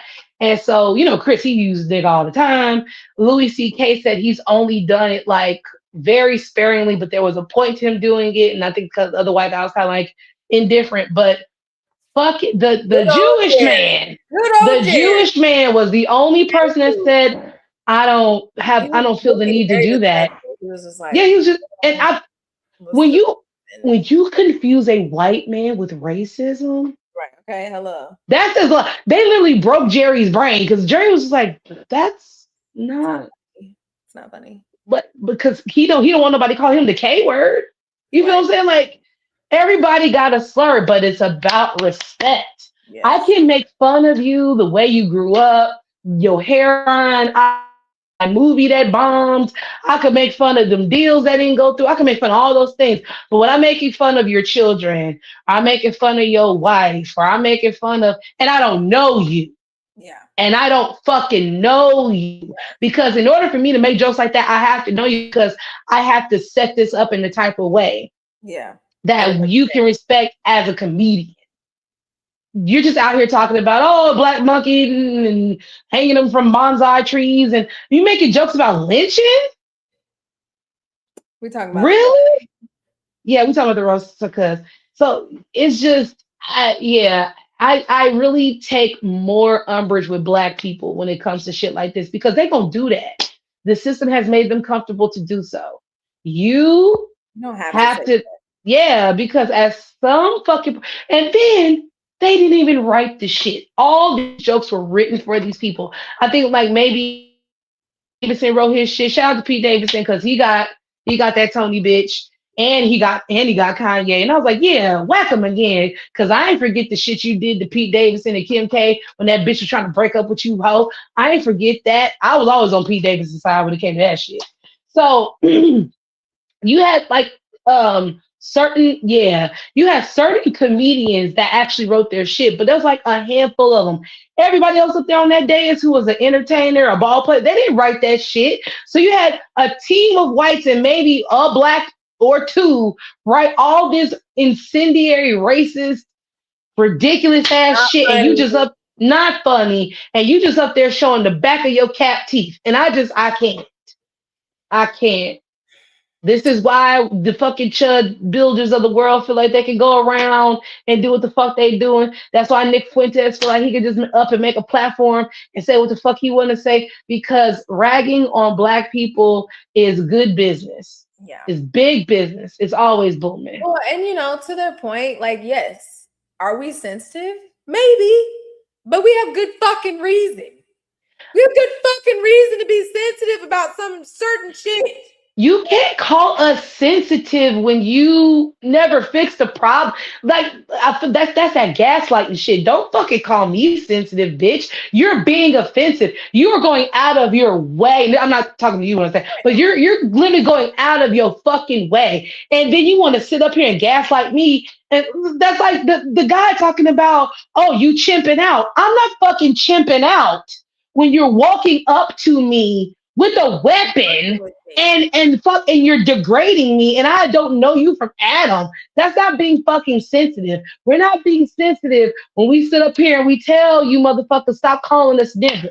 We're not being sensitive when we sit up here and say, hey, how about you not make jokes about the civil rights movement or historical black things, especially if you're not black. These fucking jokes shouldn't even be coming out your mouth. Like you could talk, this man has so much other things you could talk about. Him cheating on his wife, him getting caught. He nixed those jokes, by the way. He nixed those jokes, by the way. So you don't want people talking about how you was in the motherfucking hotel room with them bras after they drugged you and did all that. But you okay with people talking about the death and murder of George Floyd? Like what? I'm saying. I was gonna say Chris. Kevin. Now, again, this is not making sense. It just doesn't. It doesn't make no fucking sense. If you, how are you going to sit up here and be like, yeah, it's just good old wholesome fun and da da da, but then somebody talking about your fucking your We talk about the infidelity. Holocaust. We talk about the Trail of Tears. We'll talk about Japanese internment camp. We could talk about any of those sensitive ass things, any But we of them. can't And talk about you digging in oh, some other random bitch. We can't talk about that. That's insane. I'm sorry. that's like when they blocked Free Palestine, but still let that motherfucker say nigga during the broadcast. It's like y'all really pick and choose, and that's why I said that's why that Chud the Builder dude was allowed to do that, because in no other world can you stalk a group of people openly, publicly, online, and brandish a weapon and nobody come get you unless you do it to black people. Nobody gives a fuck about what happens to us as a collective. They will keep allowing shit to us as a collective and then gaslight us and say that we're being fucking sensitive while still feeling that they're able to make jokes. It's like what the fuck are we talking about, bro? But as soon as I call you a S, a F, a K, a Bring C, up how a you what, fuck somebody else other than your wife. okay, or the fact that you're a closeted homosexual, we bring up anything like that. Now all of a sudden, now you playing too much. Now you're playing too hard. Yo, Fuck bye. out of here. Let's talk about Julio and then we can talk about town topics. So Julio, Mm. you gonna have to tell me about this one, friend, because I really don't know too much about it either, girl. This to me is like YNW Melly. This is to me like the YSL case. This is just shit that's like very nigga news that's been going on for a minute, but I did not care to ingratiate myself in that type of nigga news. yeah, But the only reason why I truly wanted to talk about it is because there's two things I'm getting from this right now, which is crazy. So Julio was a rapper, rest in peace. He was murdered. He was he was on record. Okay. by three individuals. I believe it was a set. No, by three individuals. I believe Julio either was responsible or was connected to the murder of one of those guys' cousins, and that's why they retaliated on Julio. But what I get from this first and foremost is the black male acceptance through the streets. I'm very tired. I'm very, very tired. It's an old Be- story at this point. It's like we've seen it enough, much like with Stefan Diggs and the chef side piece biscuits. It's like, bitch, we've seen this story so many times and we know how it ends. And it ends like this every time.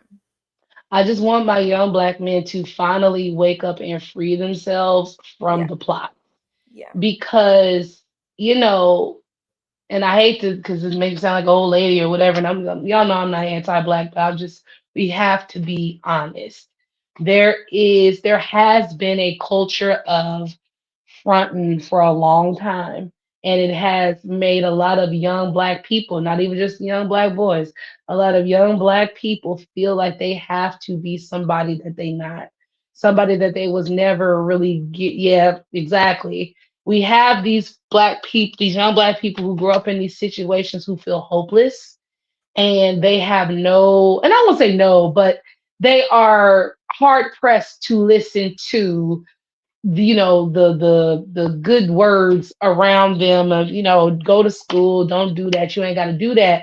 Because what's really sad to me is that these three young, I think they're all under the age of 25, three young black dudes, and they have literally thrown their lives away for nothing. All of them are looking at life in prison without parole because this is in Florida. This is why I fucking hate Florida as much as I do, because when it comes, Florida is literally a prison state.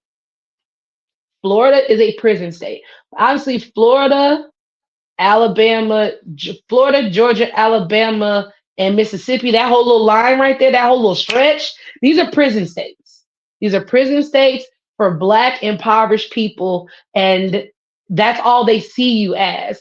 Even if we want to be, you know, irreverent and talk about the movie Life, where the fuck were they in Mississippi. What happened to them? They got life over a lie. And when they're all old, and that white man that set them up was about to become the fucking superintendent before the other one shot him dead. He said, what the hell difference does it make? At least the state of Mississippi got 40 years of cheap labor out the deal. That's literally what they think of you. So as I'm going through that in my mind watching this, and I'm watching these, 2 out of 3 are crying. There's only one, unfortunately, that's standing on business.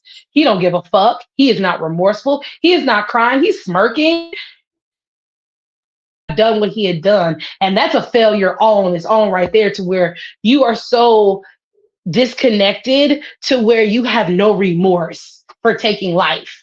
On top of the fact you got these other 2 motherfuckers who was tough and hard and gangster all up until even to the moment they killed that motherfucker, and now they want to sit up here in the courtroom and they crying, and now they meek, and now they're humble, and they though unfortunately one of them was like, there's the one light-skinned dude.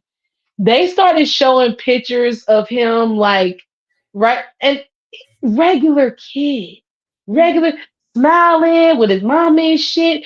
He basically gave the whole look of, nigga, this ain't you. You was doing this shit because you wanted to be hard and all that type of shit. Yeah, and now you're in here crying because as they're saying what he's to expect about life in prison, no parole, like you could literally see him like it's sinking in. I'm never getting out. I'm gonna die in there. And like that brings me to the next point I want to make up. So as they're telling this particular young man, and it's so cold because they're just talking real matter of fact. Like they talking like this, they talking about the weather. Another day. This just another day. You know what I'm saying? We finna give you a football jersey number and I'm finna go play golf. Like and I can't really blame them, right, because of the crime. You know what I'm saying? And it's like, well, if you don't care about throwing away your life, I'm not finna sit up here and act like, cut you no deal and try to find no humanity in you. You wasn't acting like a human. You didn't find no humanity.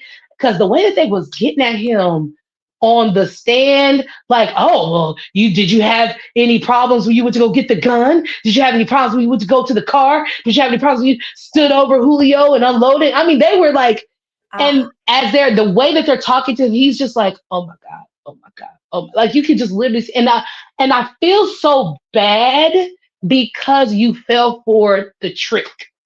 And so much so to the fact that you took somebody else's life on some gang shit, on some revenge shit. And it really, like, if anything, the only person that truly needed to do was the one that ain't crying. If he was the one that just went and did it, but he's too much of a pussy to go do it on his own. All y'all had to conspire to go kill one motherfucker. Like, let's also wake that shit up. It took 3 of you to go kill this nigga. Like, you too much of a hoe to go avenge your cousin on your own. Like, that's another conversation. But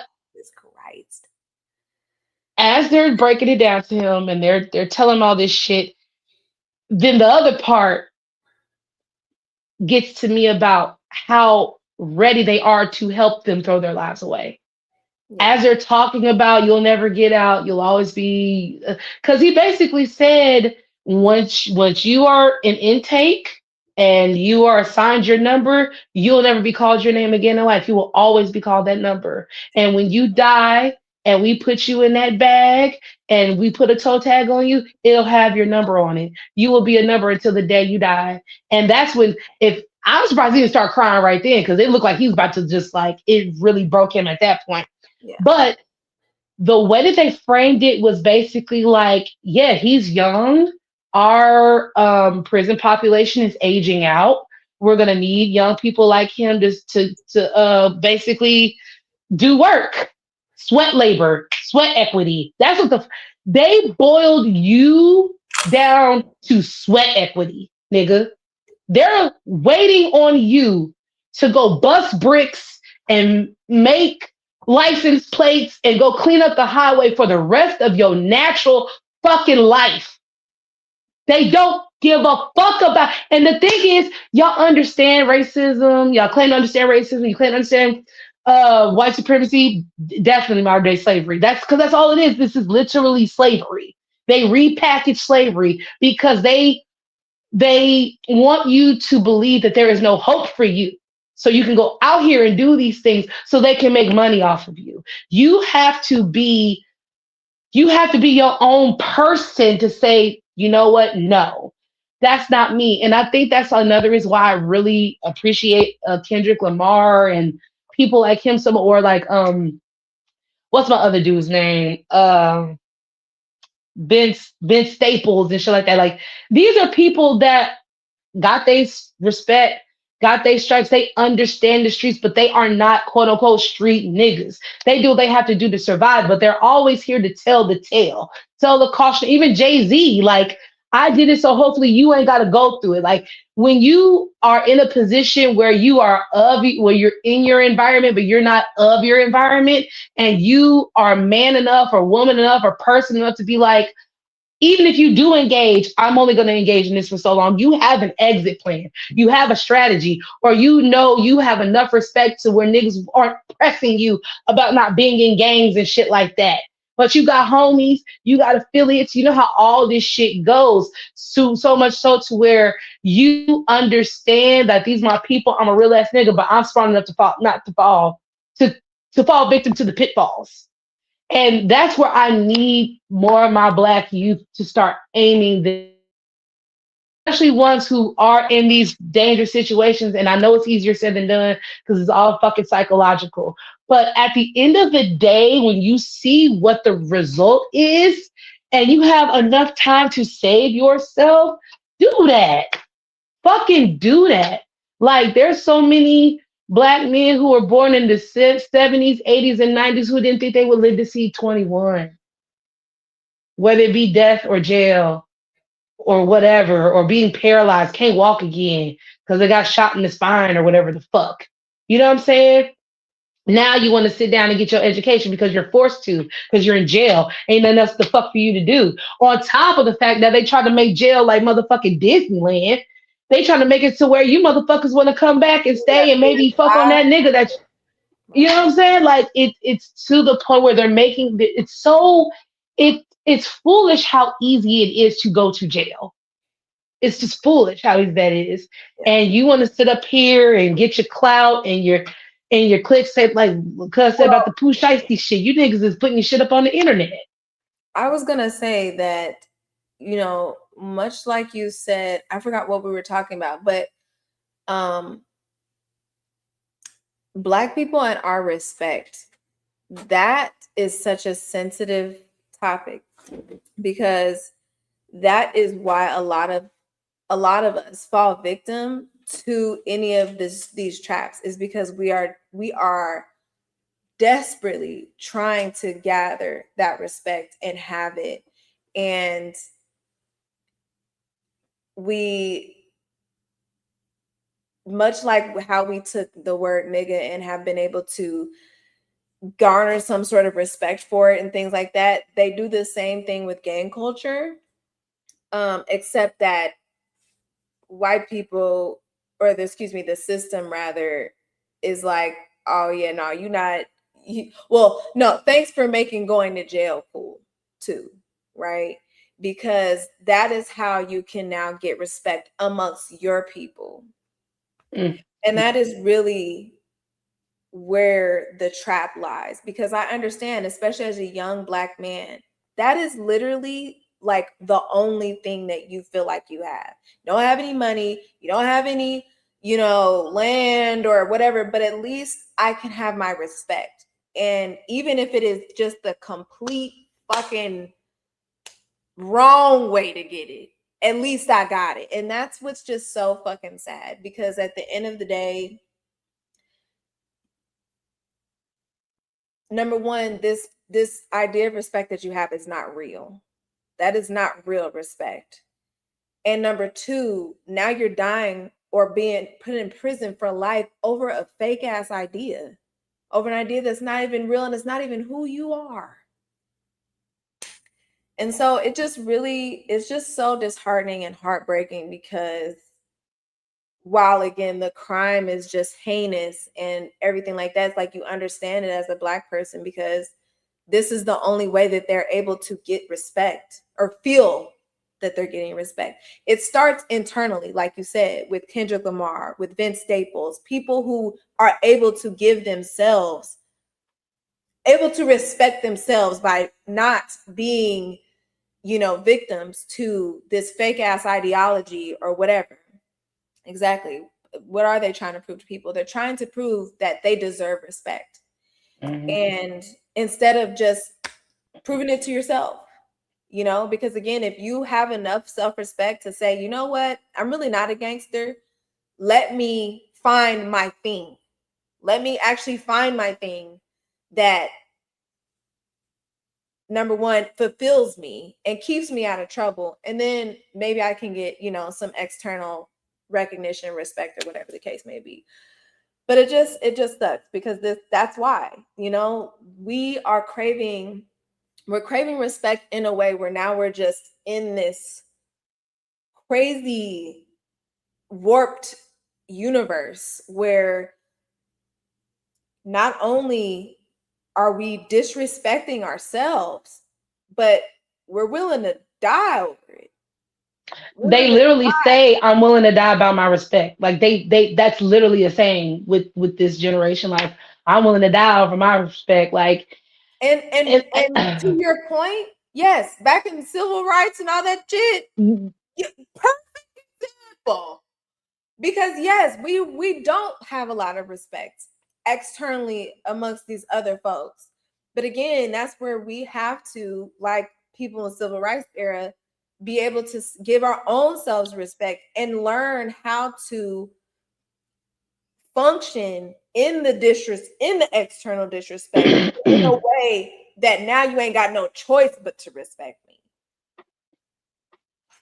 and I love how you brought that up. That's a very great correlation because my thing is no, Vince Staples. Vince Staples is from the West. Vic Mensa is from Chicago. But even Vic Mensa, like, he ain't no gangster, no shit like that. That's why I put him in the category. But he has spoken up about it because he was the one that I wish would have smacked the shit out of academics when he pressed him about that Chicago shit.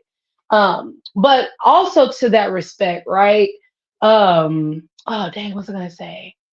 Oh yeah, also to the respect thing is like having respect for yourself is not the same as respectability politics. I want to lay that flat right here today. Ain't got nothing to do with the way you dress, ain't got nothing to do with the way you talk or nothing like that. Has to do with the way that you carry yourself as a as your spirit. Like when people see you come in, when people hear your name, there should be some fondness around it. You know, to also go back, like they also equate fear with respect as well too. Yeah. And that gets them caught up because there's even like sayings like I rather fear than love, or Yeah. loyalty over love. Like all these things are street virtues that make absolutely zero fucking sense because that's not how this works in reality. In reality, all those things work in tandem together. You cannot have you cannot have love without loyalty, can't have respect without can't have love without respect. Like all of these things marry to each other. But if you're only focused on respect, there's no love, there's no empathy, and you want people to fear you. You know what I'm saying? If you want people to fear you, there's no respect, there's no love, there's no empathy. If you want people to love you, you're not really empathetic. You want to receive. You know what I'm saying? So it's all selfish shit Yeah. that you are putting on yourself because you feel inferior. Yes. So you feel you have to wear these things to feel superior when ultimately you will be in a far more inferior situation than you are based upon, like you said, these fake ass feelings. It's fake. You want people to respect. You can't expect people who are disrespectful to respect you. And honestly, once you get that through your thick, greasy Jerry curl head, then we will all be much better for it. Then the jails will decrease. The Yes. population will decrease because it's like, I need to respect you but we need to disrespect the system. That's how this works. I don't need to disrespect you because I need you. Same thing we be talking about these other POCs. You're wasting time. You are Yes. wasting time being upset at black people. You're wasting time. You're wasting time being upset at black Americans. We're wasting fucking time. We are disrespecting each other when we should be disrespecting the fuck out this system because it disrespects us every fucking day. And you rather sit up here and get your clout and all this other type of shit. I honestly think people also saw that YSL case. The only reason, in my opinion, the only reason why this man is walking around free is because the prosecution was a total fucking farce. If they had really, because they had shit there that they could have got this nigga with, but they didn't know how to prosecute. They didn't know how to cross examine the witness. They was just like even the judge was like, "What the fuck is going on here? Like, you guys did such a disservice. Excuse me, that you couldn't even do the shit properly." And so now that is putting the battery in the back of young black people be like, oh, well, then I'll probably get off because we'll see how this Pooh Shiesty shit go too. If we keep seeing these big profile things where these guys are getting off, Yeah. it's going to only keep incentivizing Yeah. real nigga logic. You know what I'm saying? But those two things in the past day or so that I've seen just really upset me, pissed me off, made me sad because this is a 360 failure. They failed themselves, they failed each other, the system failed them, and the system don't give a fuck because once he called that boy sweat System equity, works. Shit. System works. once you called a human being sweat equity, we need his young black back to go out here because we done already broke down all these old black niggas. So now we need some new ones. Terrible. That as a like so plainly, matter of factly, the way they were saying this shit in the court. It made my blood it made my blood boil and go cold, bitch. I was in a You're way. all over the place. Well, do you have anything else on that, friend? You have anything else? No, that's it on that. Hey man, good luck to y'all. Like I said, I hate to see that. Again, I really just want us to be able to internalize and have our own self-respect because that will clear up a lot of shit. Learning what real self-respect and what real respect is will clear up a lot of shit. Last thing, real quick, y'all, just another thing to make people sad, especially in Kansas City. Good old town topic is changing the times. It's no longer gonna be 24 hours. Child, me and my friend were talking about how Walmart used to be 24 hours. That was really nigga. Yeah. Yeah. Like, Pandemic fucked up so much shit. Pandemic put a halt to so much. Yes. Girl, I can't even get a good salad bar at the motherfucking grocery store no more because of this shit. Bitch, you're done. Okay? Cut it off. You 9?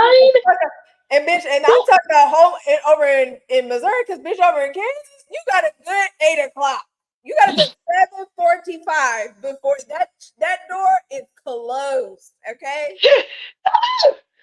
I mean, what's crazy to me is like, so what the fuck is we supposed to do at 1 o'clock in the morning when the club let out? Go to bed. Fucking hungry? Because they even know, girl, there's barely IHOPs. There are barely Denny's. There's like, and then like the Waffle Houses out here, so motherfucking spaced out. You know what I'm saying? Like, well, you know what? This is a recession. This is a recession indicator because if they're not gonna stay open that late, probably because people can't afford to go out like that. Well, they said it's because they don't feel safe. That too. That too. I mean, because I ain't gonna hold you. A lot of shit be going on around them times. Yeah. That is like prime 3 o'clock in the morning murder zone. Okay, prime 2:45. That is not a safe area. I'm just saying, niggas, like you said, niggas is already drunk. Niggas is turned up. They got a lot of energy. You know what I mean? And Town Topic said, "Bitch, now I thought we was gonna get some more security over here. I thought the police was gonna be driving. Police said, nah. Young. Okay. Even the police didn't want to deal with that shit. Girl. Never mind that Rhythm and Booze is like literally down the street. And that's probably where most of that bullshit was coming from. So yeah, that's over with. You know, I don't want to say rest in peace. I guess it's just like good night. I don't know, but like everybody was just in an uproar about it. Bitch, I was like, damn. He Like, said good night. okay, because bitch, after 11 some bitch, I turned into a pumpkin. So I don't fucking know what goes on. Ooh, he said, all right, good night. But like, you know, I was like, damn, that, you know, their burgers are decent. Their burgers ain't bad. You know what I'm saying? It's a nice. I mean, but they're 1 o'clock in the morning good. They 2 o'clock in the morning good. There you go. Yes. Yeah, you should. I mean, I have never eaten at Town Topic during the day. Anytime I had Town Topic, it was after midnight. It was definitely. Yeah. It was after midnight, or like maybe I got done with like a table or some shit I was doing downtown at like 10.